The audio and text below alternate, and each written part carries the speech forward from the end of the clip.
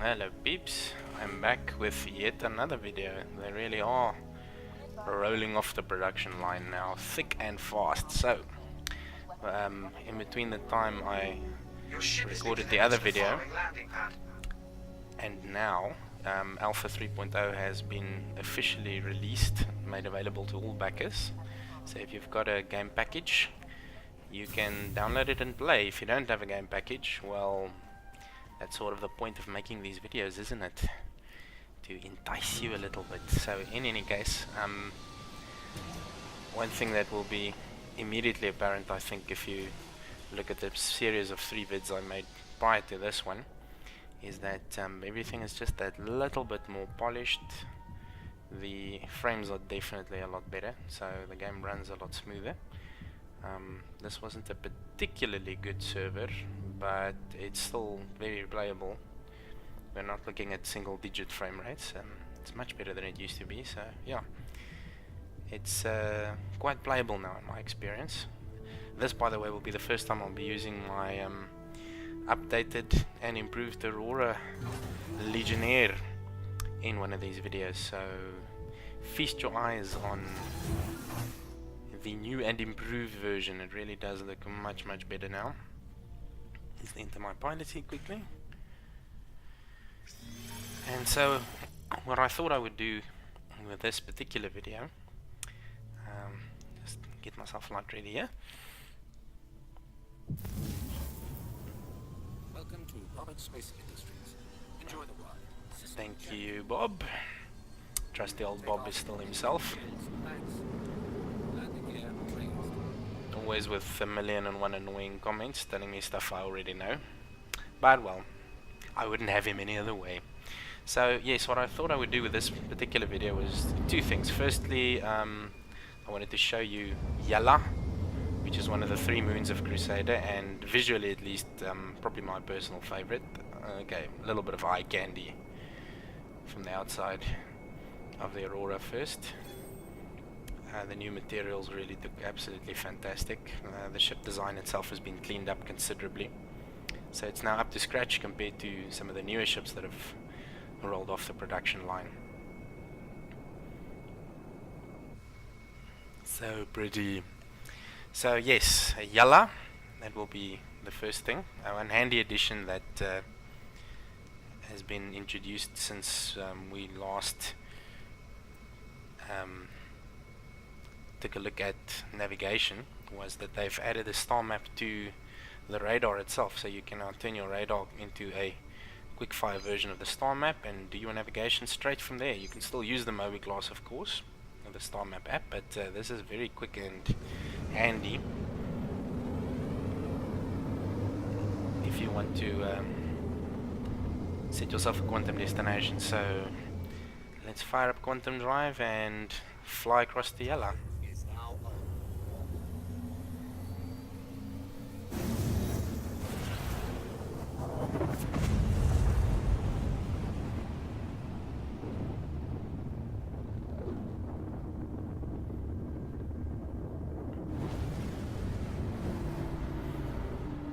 Note how I very cleverly stayed in third-person view to show off the new quantum effects. Doesn't that look amazing?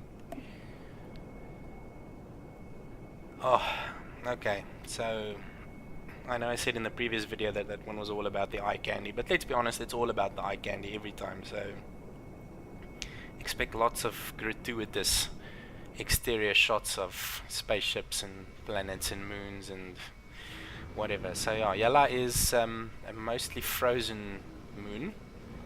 You can see immediately that the terrain looks a lot different compared to Daymar, which is a sort of a rocky, deserty type moon. So right, let's just get in a little bit closer.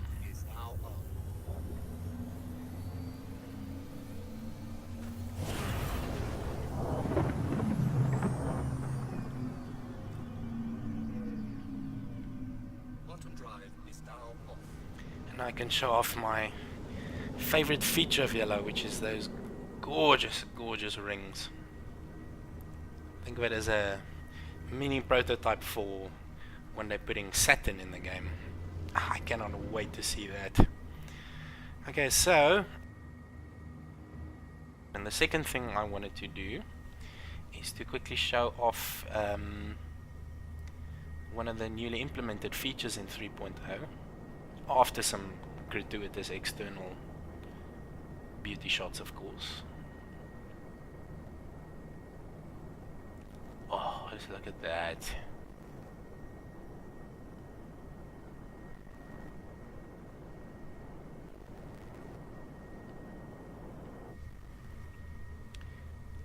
Where was I? Ah, I get so distracted. Okay.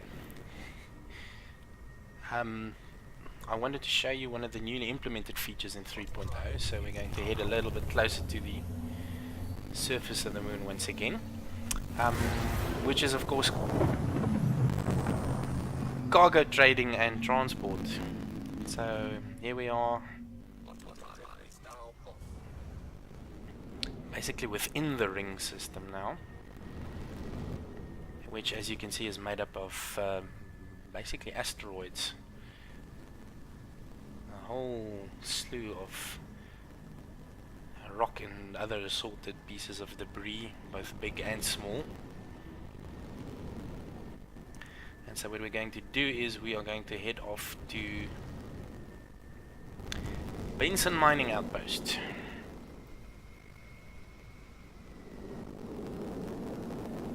And as I mentioned previously when we were visiting the Shubin Mining Outpost on Daymar, the various lunar outposts each have a specific function. They are agricultural outposts that produce food. Mining outposts obviously produce minerals, and there's a number of other outposts which I haven't really gotten around to investigating. But Benson Mining Outpost, I would expect, produces minerals. So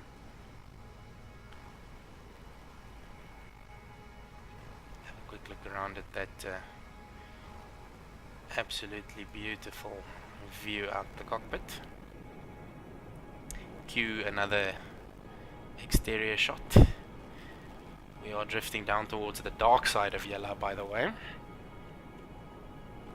can see the Stanton Star there off in the distance.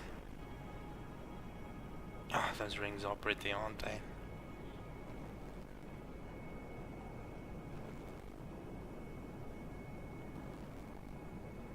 I've noticed that the sound is a little bit scratchy in some places, so apologies for that. That was how it recorded. But at least you can, I think, mostly figure out what's going on.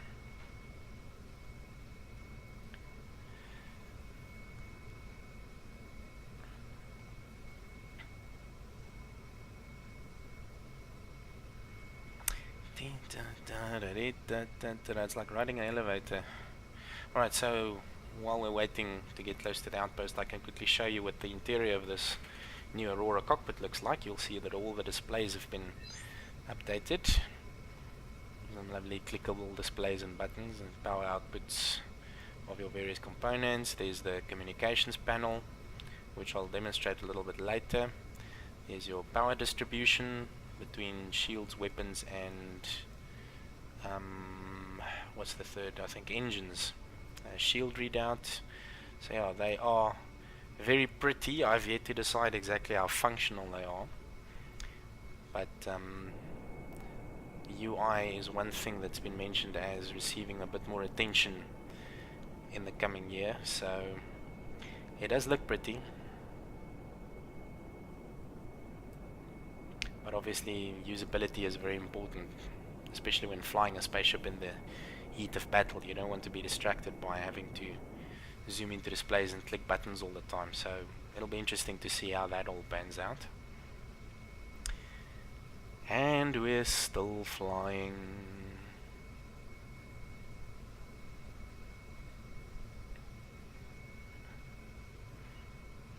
But hey, if you get bored, just fast forward a minute or two.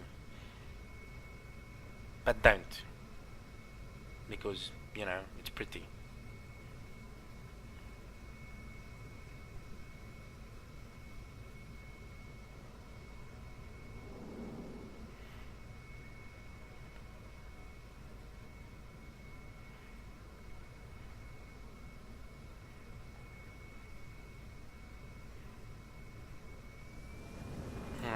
getting close, encountering a little bit of atmospheric buffeting.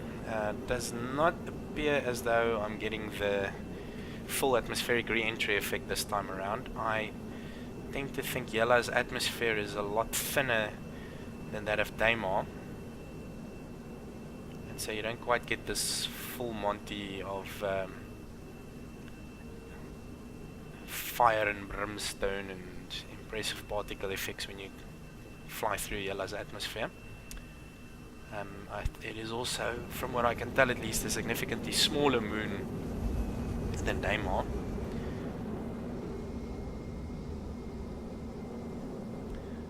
But at any rate, we are approaching the Benson mining outpost, and it is very dark, and I'm going to slow down to safer speeds because we would not want a repeat of my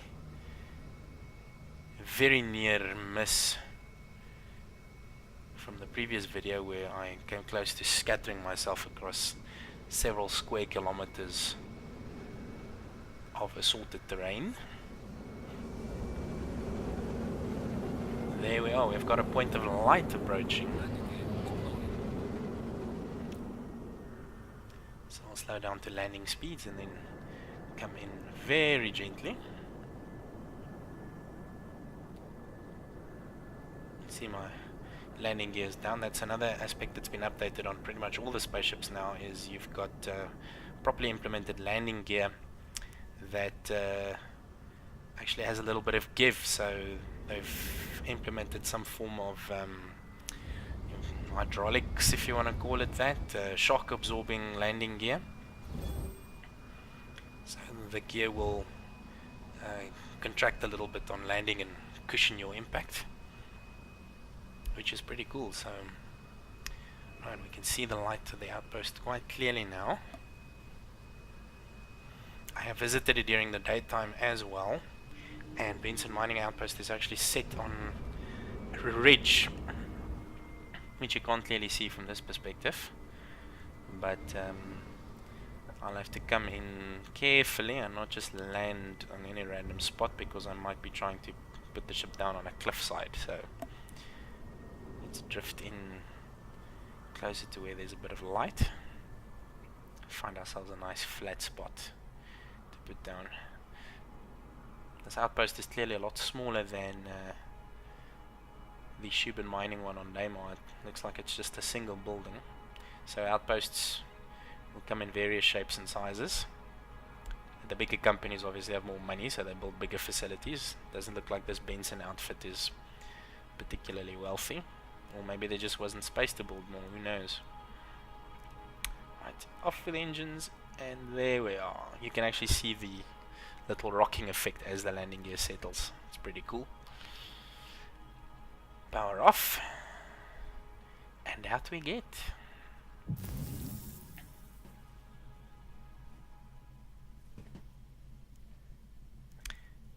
Right, so the cool new interaction system allows me to do various things, not just exit the ship. I can open the door and lower the ladder individually, or I can just skip the whole process and say exit, and then my character will get out automatically while opening the door and lowering the ladder. But it's pretty cool to have that level of choice available to you. So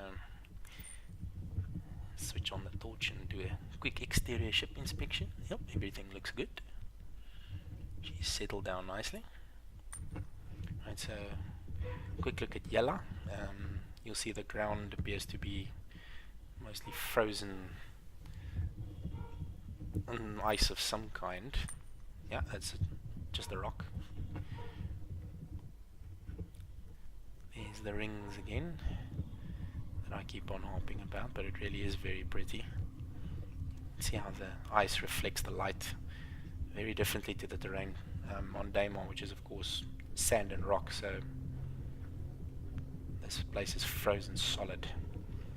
Alright, oh, there's a Shai-Hulud summoner again. I see that comment got some replies from my previous video, so a lot of Dune fans out there clearly. Let's run over to the edge of this hillside and just have a quick peek over the terrain, see if we can see off into the distance. Oh, look at that.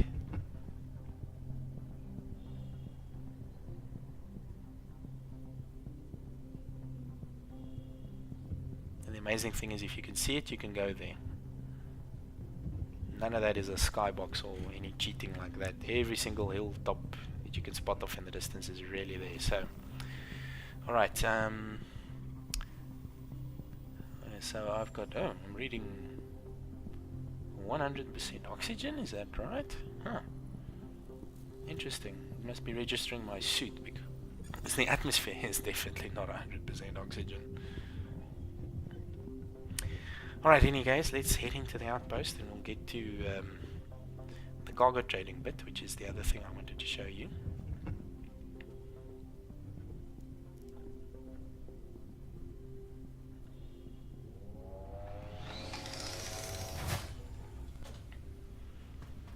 Cycle airlock, and here we are.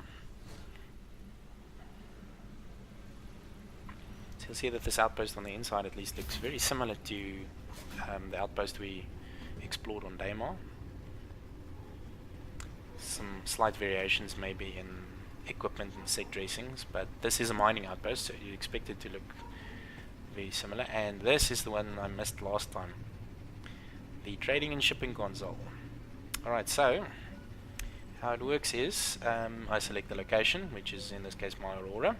It's got 3 standard cargo units of capacity, and then I have a list of available items that I can buy. And these are all mineral related, with this obviously being a mining outpost. So I have agricum and aluminium and corundum and titanium and tungsten, an old favorite from privateers. So what I do now is I can select the number of units, and 100 regular units will correspond to 1 SCU or standard cargo unit on my ship. So there we go, I've just purchased 100 units of aluminium. What is that? That appears to be a gas of some kind, so take note of the numbers, by the way. 90, 102, oh, I hate it when that happens. Come on, give me 100. Okay, 99 is good enough. 99 units for 771 credits. I'll have to try and remember that. Part of the fun, of course, will be figuring out whether or not you actually make a profit when you do all of this. So, and what else shall we buy? Agricum, that's expensive. We'll go for good old aluminium, that looks cheap. 100 units, that's all the space that's left for 88 credits. Okay, got it. And there we are. So my ship is now loaded up. I've got 3 SCUs of cargo loaded into the cargo bay of my Aurora.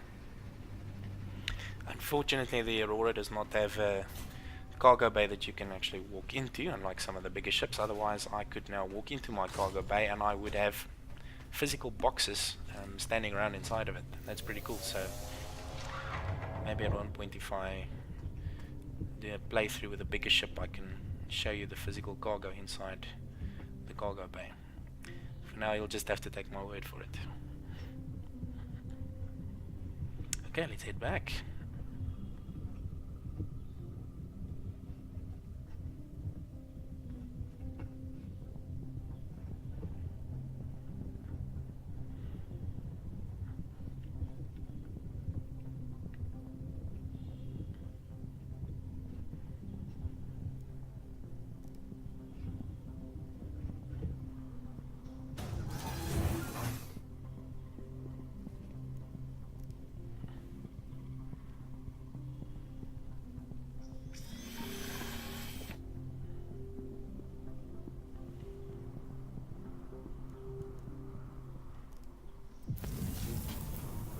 Welcome to Robert Space Industries. Enjoy the ride. Yes, Bob. Thank you, Bob. Interesting bit of trivia. So from what I understand, that red splotch you see up ahead there, it looks to be a nebula with a red star at the center of it. From what I understand from the CitizenCon presentation from, I think it was October, that is the neighboring star system, the Pyro system. So once we get to the point where we can traverse between different star systems and not just remain stuck in Stanton the way that we are now,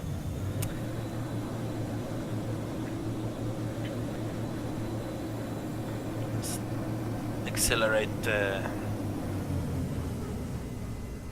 higher speed so we can get out of atmosphere. So once we're able to leave the Stanton system and travel to neighboring star systems via jump points, Pyro should be one of the first places we can visit. So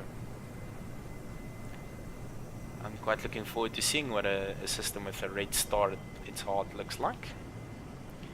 But for now we'll have some more exterior views. You know you love it.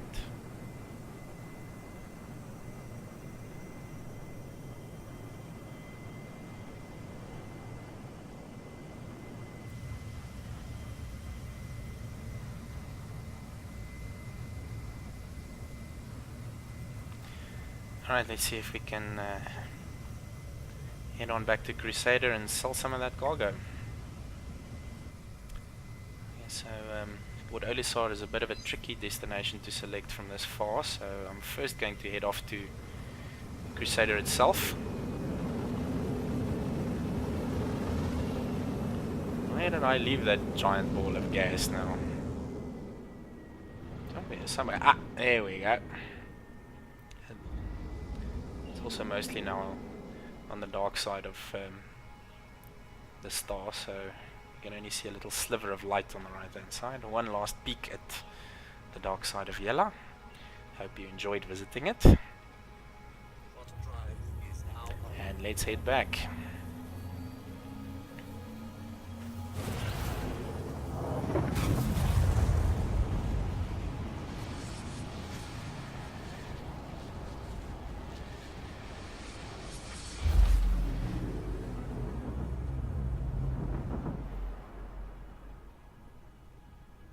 Okay, awesome. So now that we're at Crusader, we can try and select a quantum target that's a little bit closer. So I'll just go the Mobiglast route again this time. There's Port Olisar, so I'm now close to planet Crusader. I've got Olisar selected as a destination. So now all I have to do is look around a bit, and there she is. And we'll head off home. Quantum drive is now on.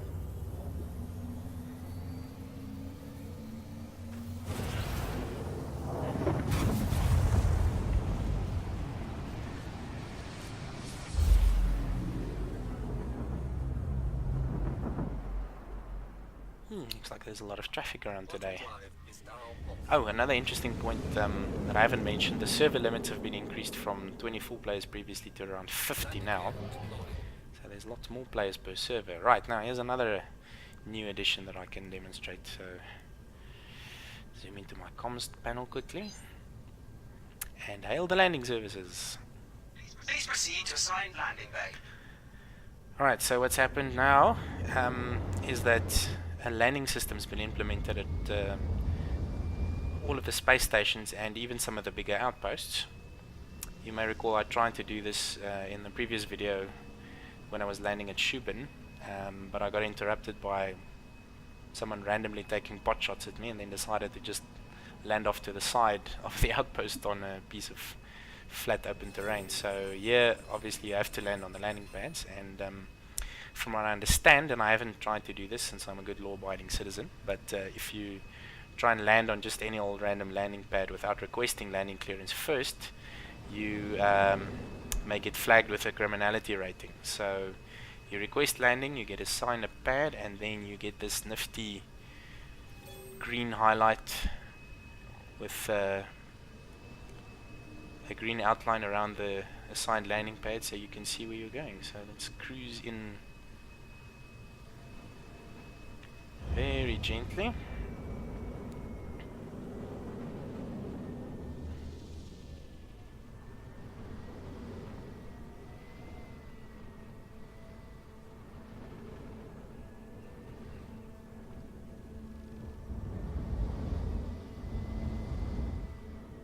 Trying to align ourselves more or less with the center of the pad, so drift a little bit to the left and a little bit forward,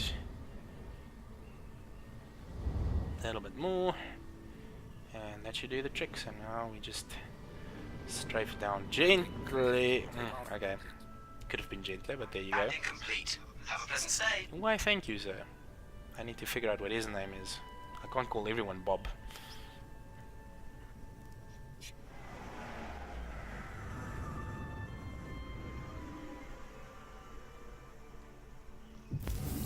Home sweet home.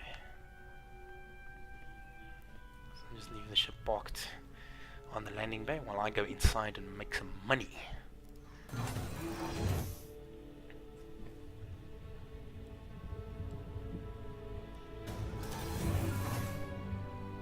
Phew, I was getting it a bit close there, it seems. Just barely landed on the edge. But anyway, end result's the same.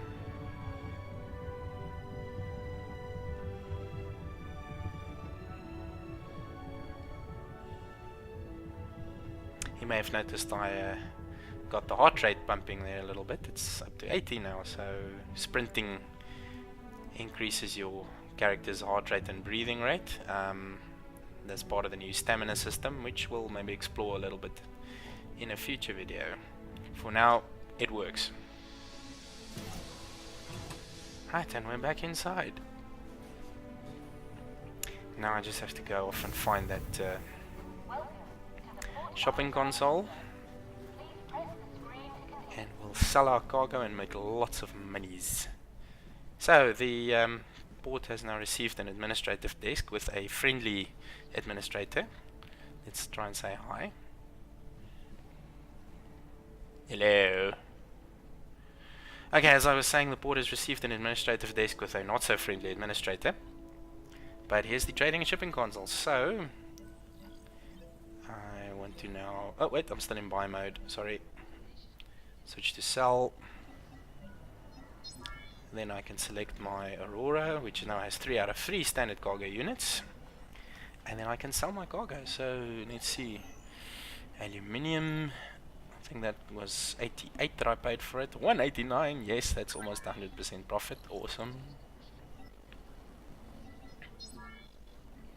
Got it. Thank you. Yes. Give me the cash.